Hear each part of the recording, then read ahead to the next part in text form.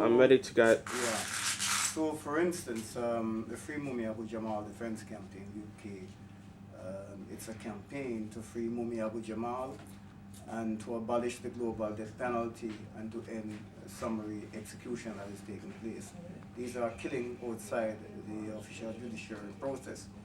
But nevertheless, the campaign will and is gaining some momentum.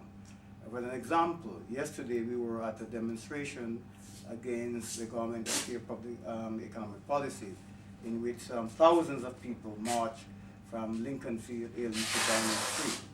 And the banner was hanged on the wall on the fence, and we were part of the procession that carried the banner and to Downing Street.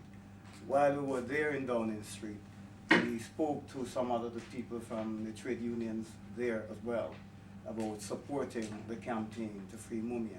And more specifically, we state the importance of mobilizing support for the 9th of November, which will be a very critical period in the case concerning Mumia Abu-Jamal. And we feel that the more campaign and the more mobilization will have an impact far greater than we would have understand in the campaign, because it would demonstrate to the U.S. authorities that people in England and all around the world are gravely concerned about this great injustice that has befallen Mumia, not only but Mumia, but it also exposes the whole legal system there. And in fact, the legal system is on trial. And so therefore, notwithstanding United States claiming that it's a free society and all is equal before the law and so forth, but clearly a lot of people are convinced that the law is very unequal and that Mumia is on death row, not for any crime that he has committed, but simply for his political belief. And it was a political trial, and all decision that affected Mumia so far is a political decision. And that is the process, that is the line and the arguments and the position that we wish to present, and we hope that people will take that up.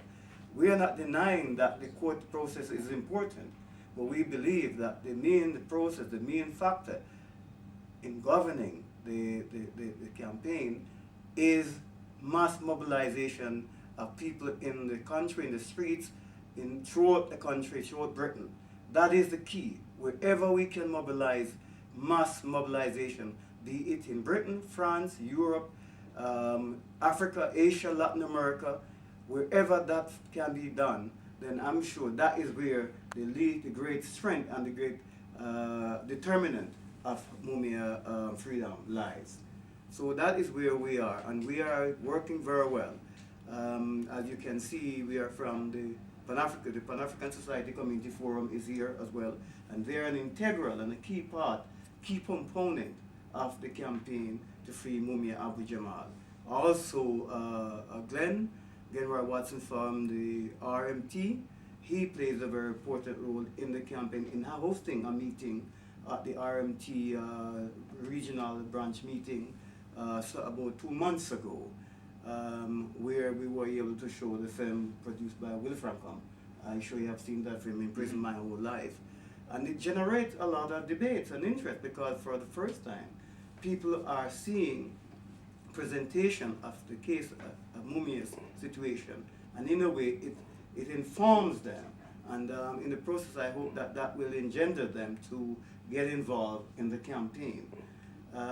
We also been trying to reach young students as well, but we believe that it's a continual process to reach wider section and community, and specifically to mobilize the African community here as a key component of that struggle. So we are convinced and confident that we will be successful as the time goes on. And we are having this demonstration at the 9th of November outside the U.S. Embassy. We were there about a week ago.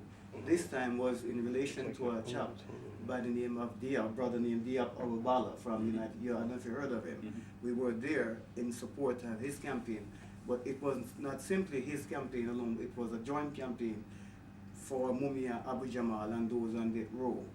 And on July 28th, when you made a submission to the Court of Appeal, Third Circuit, we had a demonstration outside the U.S. Embassy there. Yes. Yeah.